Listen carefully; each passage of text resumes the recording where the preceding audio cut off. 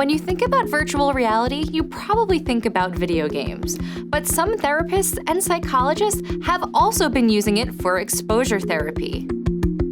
First, what is exposure therapy? It's a type of therapy that exposes you to stimuli that can cause distress, but in a safe environment. The idea is to break the pattern of fear and avoidance through repeated exposure.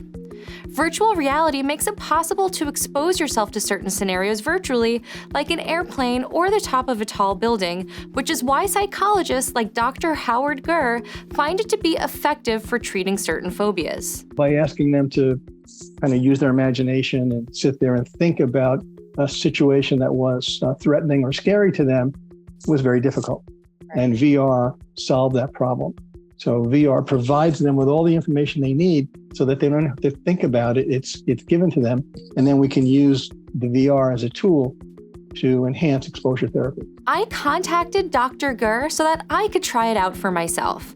And even after our brief demo, I can understand why VR can be helpful for decreasing anxiety and addressing phobias. Dr. Gurr uses virtual reality software from a company called Amelia Virtual Care. Simply download the Amelia app on your phone and pop your device into a cheap VR headset and you're ready to go.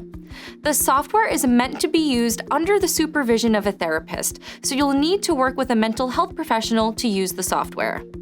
Dr. Gurr and I conducted our session over Zoom, and you also don't need an expensive VR headset like the $400 Oculus Quest 2 to access Amelia's virtual environments. For example, I ordered this VR headset on Amazon from a company called bNext for less than $20. It essentially serves as a holder for your smartphone that turns it into a virtual reality headset. Dr. Gurr walked me through several different virtual environments designed to help address phobias, including fear of heights. During my simulation, I rode a virtual outdoor elevator to the top of a skyscraper. I don't have a fear of heights, but I could definitely understand how this could feel anxiety-inducing for someone who does. But Amelia does offer a virtual environment that addresses some of my actual phobias, such as a fear of driving.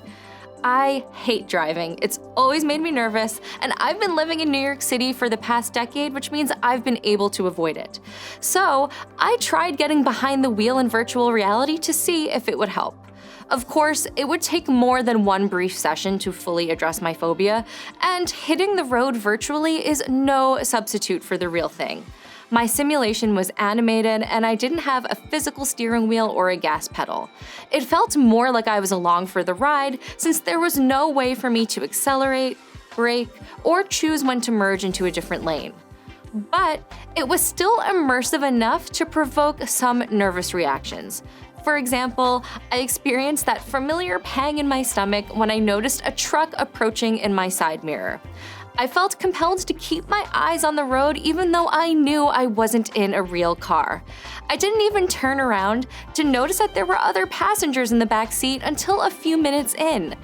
I just realized there's a person sitting next to me and people in the back seat. Wow. I could empty the car too. No, that's great. The pouring rain and the sounds of trucks and cars zipping by almost made me forget I was sitting in my office. In addition to these scenarios, Amelia also offers mindfulness environments to treat anxiety and other conditions. This transports the user to a calming space, like a beautiful landscape, and then walks them through relaxation exercises. Another advantage that comes with VR is that therapists can actually tailor the situation to the patient or client's needs. For example, if a person with a fear of flying is particularly afraid of the takeoff and landing process, therapists like Dr. Gurr can use VR to focus on just that. In a plane, you'd have one takeoff and one landing. And if people flew infrequently, like every couple of months or so, then that would happen very infrequently. But I could have someone take off and land multiple times in a day. Would you try VR to conquer your fears? Let me know in the comments. And don't forget to keep following CNET to catch more of our VR coverage. Thanks for watching, and I'll see you next time.